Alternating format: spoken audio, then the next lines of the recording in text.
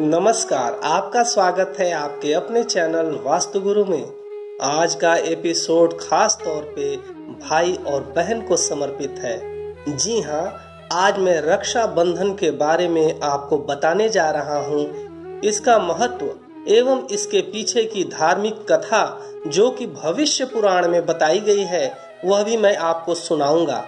इससे पहले हमारे चैनल को सब्सक्राइब, लाइक और शेयर करें। बेल आइकॉन ऑल ऑप्शन में जाकर जरूर दबाइए, जिससे आने वाले एपिसोड की जानकारी आपको मिलती रहे।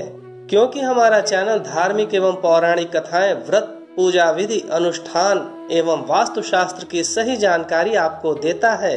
हम आपको वही जानकारी देते हैं जो कि प्रामाणिक हो। यदि आप वास्तु शास्त्र से संबंधित कोई भी प्रश्न पूछना चाहते हैं तो आप अपनी शंका का समाधान स्क्रीन पर दिए गए व्हाट्सएप नंबर पर कर सकते हैं। आइए जानते हैं रक्षा बंधन पर्व के बारे में। रक्षा बंधन पर्व हिंदुओं के 4 प्रसिद्ध त्योहारों में से एक है। यह श्रावण मास की पूर्णिमा को मनाया जाता है और मुख्य रूप से भाई बहन के स्नेह का त्योहार है।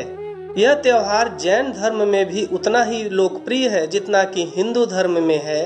श्रावण मास में मनाए जाने के कारण इसे श्रावणी या सावनी या सलूनों के नाम से भी जानते हैं। रक्षाबंधन में राखी या रक्षा सूत्र का सबसे अधिक महत्व है। राखी कच्चे सूत, रंगीन कलावे, रेशमी धागे तथा सोने या चांदी जैसी महंगी वस्तु तक की हो सकती है। रक्षाबंधन भाई बहन के रिश्ते का प्रसिद्ध त्योहार है। रक्षा का मतलब सुरक्षा और बंधन का मतलब बाध्य है। रक्षाबंधन के दिन बहनें भगवान से अपने भाइयों की तरक्की के लिए भगवान से प्रार्थना करती हैं।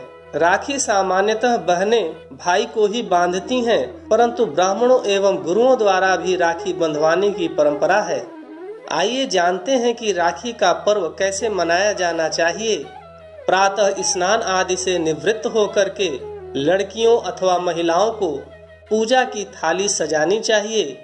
इसमें रोली, हल्दी, चावल, दीपक और मिठाई यानी कि नैवेद्य आदि रखना चाहिए। फिर पुरुष सदस्य अथवा भाई तैयार होकर के पूर्व की ओर मुख करके बैठ जाएं और अभिष्ट देवता की पूजा करने के पश्चात रोली या हल्दी से भाई का टीका करके चावल को टीके पर लगाया जाए और सिर पर छिड़का जाए। तत्पश्चात उसकी आरती उतारकर दाहिने हाथ की कलाई पर राखी बांधी जानी चाहिए और पुरुष सदस्यों को अथवा भाइयों को चाहिए कि वह रक्षा बंधन के इस पर्व के उपलक्ष्य में कुछ उपहार रक्षा बंधन करने वाले को दें। रक्षा बंधन का अनुष्ठान पूरा होने तक बहनों द्वारा व्रत रखने की भी परंपरा है।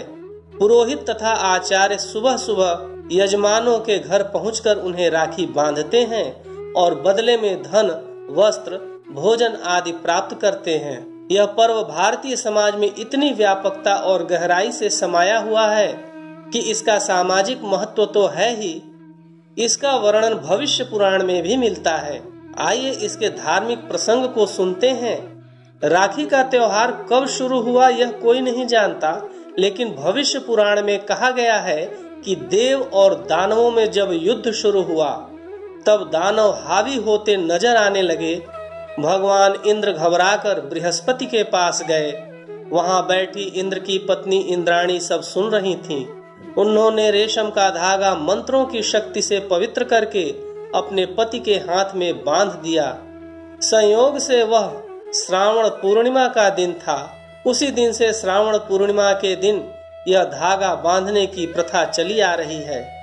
यह धागा धन, शक्ति, हर्ष और विजय देने में पूरी तरह समर्थ माना गया है और ऐसा कहा जाता है कि इंद्राणी ने ब्राह्मण पुरोहितों द्वारा स्वस्ति वाचन कराकर इंद्र के दाएं हाथ में रक्षा सूत्र बांध दिया। इसी सूत्र के बल पर इंद्र ने दानवों पर विजय प्राप्त की।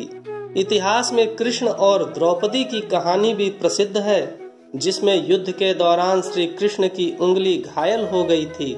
श्री कृष्ण की घायल उंगली को द्रौपदी ने अपनी साड़ी में से एक टुकड़ा बांध दिया था और इस उपकार के बदले श्री कृष्ण ने द्रौपदी को किसी भी संकट में द्रौपदी की सहायता करने का वचन दिया था। स्कंद पुराण, पद्म पुराण और श्रीमद् भागवत में वामन अवतार नामक कथा में रक्षा बंधन का प्रसंग मिलता है। कथा कुछ इस प्रकार से है। दानवेंद्र राजा बलि ने जब 100 यज्ञ पूर्ण कर स्वर्ग का राज्य छीनने का प्रयत्न किया तो इंद्र आदि देवताओं ने भगवान विष्णु से प्रार्थना की। तब भगवान वामन अवतार लेकर ब्राह्मण का वेश धारण कर राजा बलि से भिक्षा मांगने पहुँचे। गुरु के मना करने पर भी बलि ने 3 पग भूमि दान कर दी। भगवान ने 3 पग में सारा आकाश, पाताल और धरती नापकर राजा बलि को रसातल में भेज दिया। इस प्रकार भगवान विष्णु द्वारा बलि राजा के अभिमान को चकनाचूर कर देने के कारण इस त्योहार को बलेव नाम से भी जाना जाता है। कहते हैं एक बार बलि रसातल में चला गया, तब बलि ने अपने भक्ति के बल से भगवान को रात दिन अपने सामने रहने का वचन ले लिया।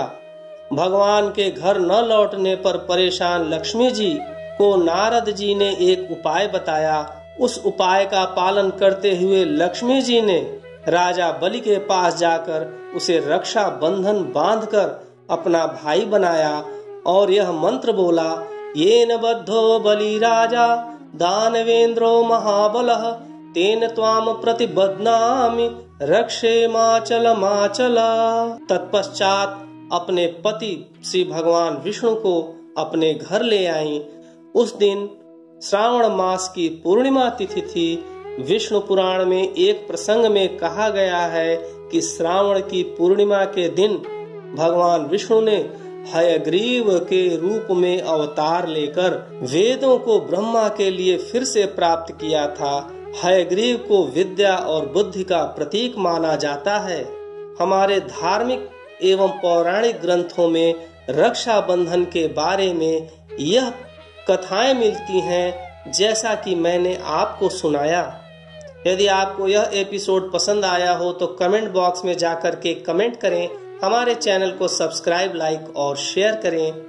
ऐसी ही धार्मिक एवं पौराणिक कथाओं को सुनने के लिए देखते रहिए आपका अपना चैनल वास्तु गुरु। नमस्कार।